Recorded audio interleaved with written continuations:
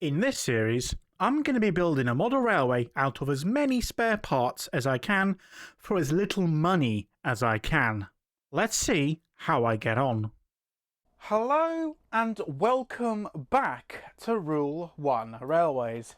My name is Nathan and today we have trains working.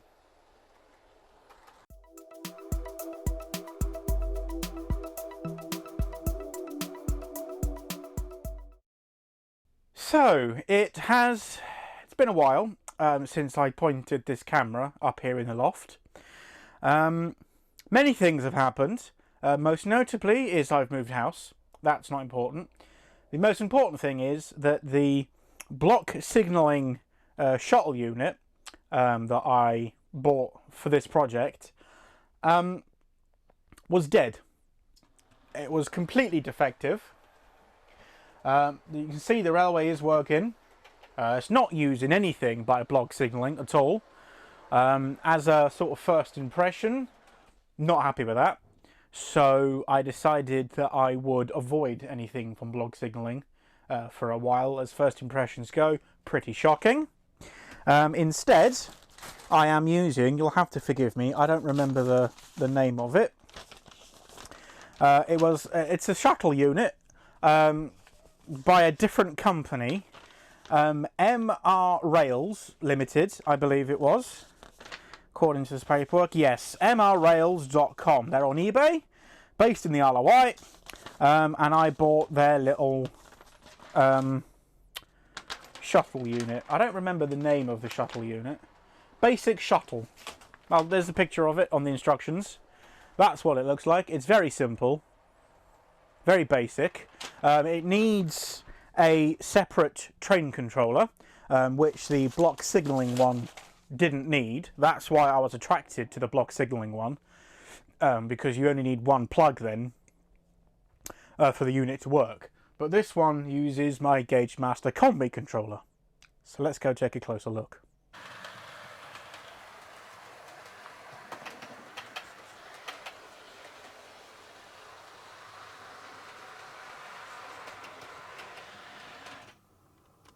Okay, so here we are. The train has just left. There it goes. Down the end. So this is the little shuttle unit. In the dark corner, as usual. I apologise. There it is.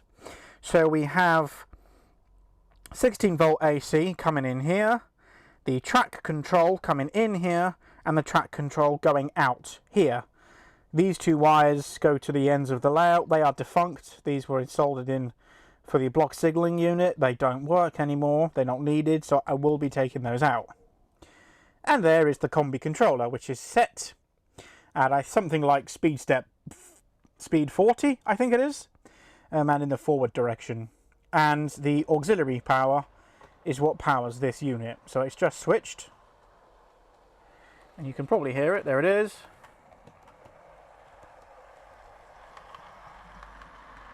Ta-da! Now you may notice that I'm not using the little 1400 that I spoke about in a previous video. For some reason, it doesn't seem to want to play ball with the shuttle unit. I don't know whether it's the type of motor that this thing uses, but essentially it goes down that end nicely, waits, and then it comes back, and for some reason it doesn't stay in this end. It immediately goes back the other way, and the little relay thing there clicks and sends like that, and sends the 1400 back that way before it's had a chance to stop. Even though that I've got the little adjuster thing there in the centre of shot, that round thing, even though I've got that adjuster knob cranked all the way that way, which is as long as it will allow, the DMU works fine. That train set 5700 pannier works fine, but for some reason not the 1400. I don't know why. Honestly, I don't mind really, because it's not a very good model anyway. It's a Railroad Plus model, so it's the old Airfix one really. It's not the best. I'm not too bothered by it not working, because it was never very reliable anyway. Even even in the absence of a shuttle system, it wasn't very good. So I'm not that bothered by it. So the DMU works fine. I'm actually borrowing my mother's 5700 from their little Christmas train layout that we've been working on for a little while. So I think I'm either going to wait for the brand new, is it Dapol or is it Rapido that we're doing the new 1400s? I don't remember. I think in the meantime it's a good excuse to buy one of the Dapol Armstrong 517s, which I've had my eye on for a little while. So I might just do that. Then there's a proper push-pull loco that works on this little shuttle line here.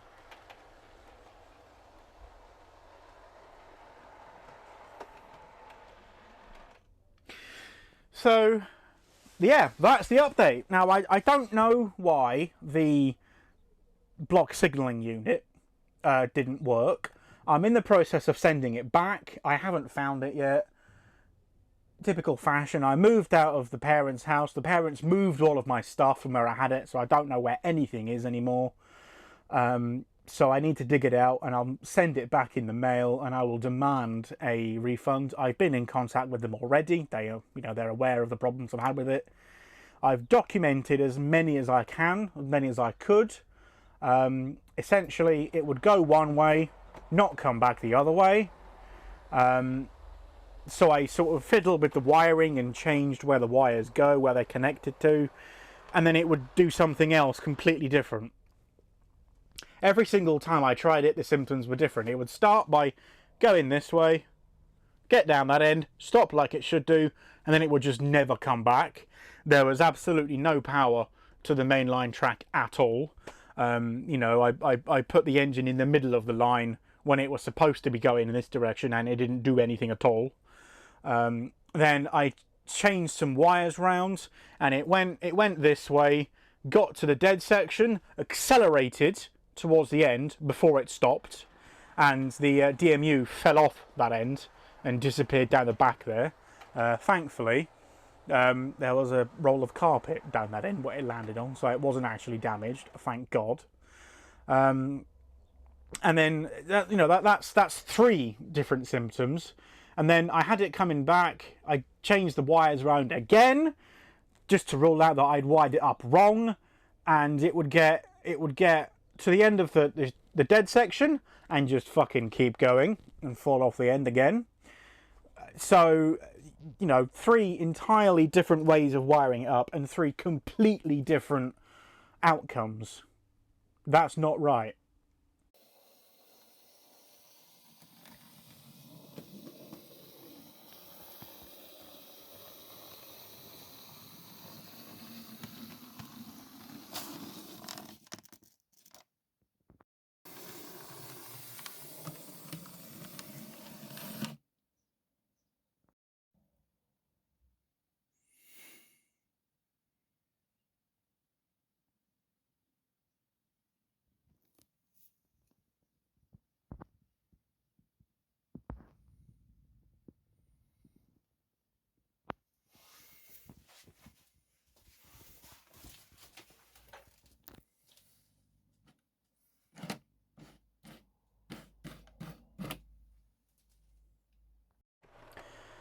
But now, none of that matters because the new unit is working like a dream.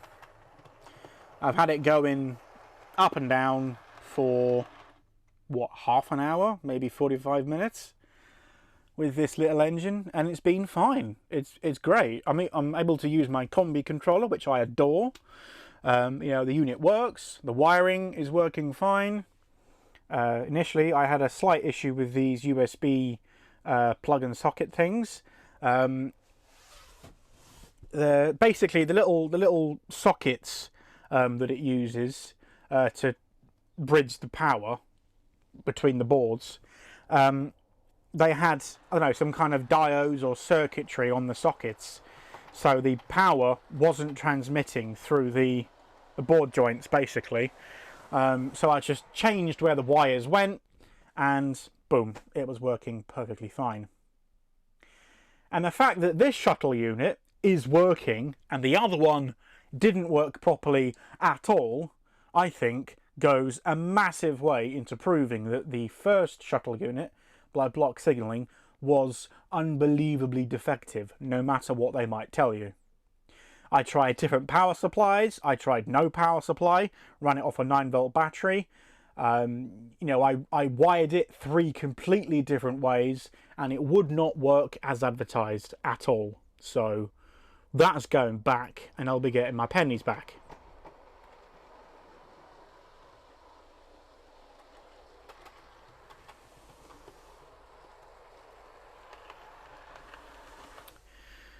So we have working layout.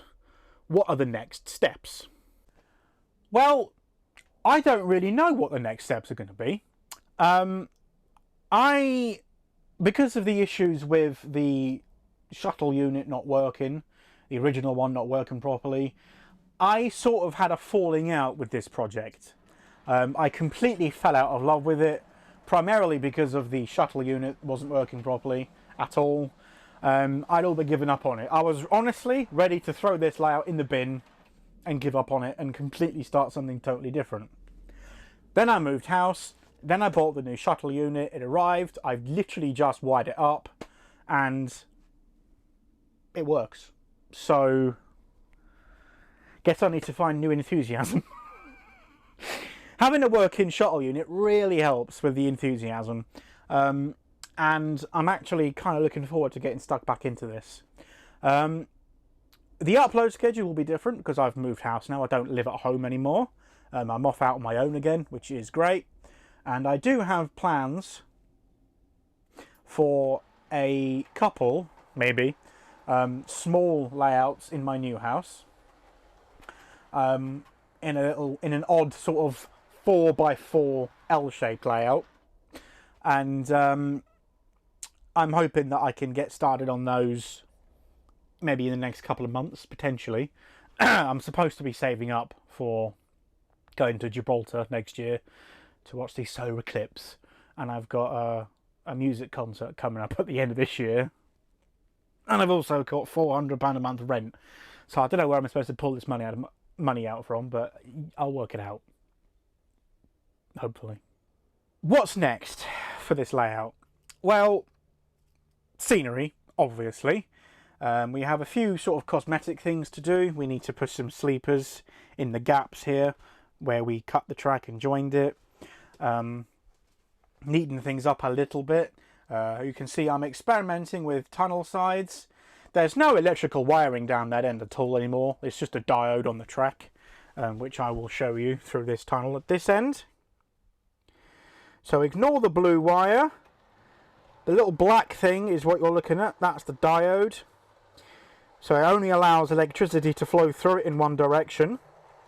So as the train goes across it, boom, it cuts power to it.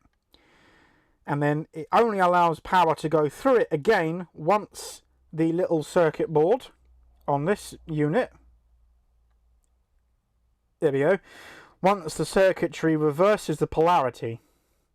And until then, the diode holds the train in that direction. Even though there is constant power to these tracks here, which I can prove by holding the loco on it. Except it started, just as that one did. But the main track power is basically kept on all the time. The only thing that stops the trains at each end are the diodes. So there's actually no way that this could go wrong. If you put the diodes the right way round, which I didn't initially, because I'm dyslexic and backwards, there's physically no way for the trains to run off either end. They can't do it because there's no power to the track. So in that sense, I would argue that this unit is better than the block signalling one. It takes its power from the auxiliary 16-volt output from the combi unit. So it's still only one plug. Back there it is down there. And moreover, it works. So, you know. So it's time for us to start thinking about the scenery. So we already know that the station is going about here somewhere. Very short platform. Probably, honestly, not much longer than that, but a wood. We have the little lane going under the railway here. So I need to work out what I'm doing with the bridge sides here. I don't know yet. I was going to do like a little cattle crossing type thing, but at the moment, not sure. I might end up making something out of maybe brick paper or brick plasticard, something like that. And we still need to decide where the cottage is going, because I decided to move it. Now, I did want the cottage to be near the road initially, but there's not a lot of, because this is all embankment here, so there's not a lot of space to have a cottage on the flat ground. So, what I think I'm going to do is put it somewhere at the back here. The 1400 will demonstrate. That will be roughly where the cottage goes. So it looks out over the railway, quite a nice view. Maybe there'll be a garden or something. Clearly I need to build the land up around it, which will feature in a future video at some point. But I'm going to use this opportunity to announce that this part of the railway building series will be the last one for a little while. It is incredibly hot up here, even with the fan on. We're only at the end of May, and as you can see from this, it's already in excess of 27 degrees. This only goes up to 27. So it could be hotter. It could be 30. It could be 35. I quite literally don't know. So I've got quite a lot. Well, I'll just put the fan on because it's really warm up here. So there's still a lot of work that we can do on this layout. It is by no means over. I just have a little bit of sort of work that I need to do to the framework. As I mentioned previously, it's currently a little bit too high. The layout that's going on top of this one will be in the way, so this layout has to be moved down a little bit, but I wanted to make sure that the wiring was working before I did that, obviously. So now that the wiring is working, I can take the layout down, cut the legs off, shorter, lower it down, bolt it back into the wall there, and we should be ready to rock and roll. That will also give me a little bit more headspace for getting in the ends there as well, and give us more space for the tunnel at this end. But as you can see, I've been waffling for this entire video, and it's just been working perfectly fine. So brilliant. So I'm going to cut the camera, de-microphone myself, and I'm just going to film some trains running up and down the line. Thank you very much for watching.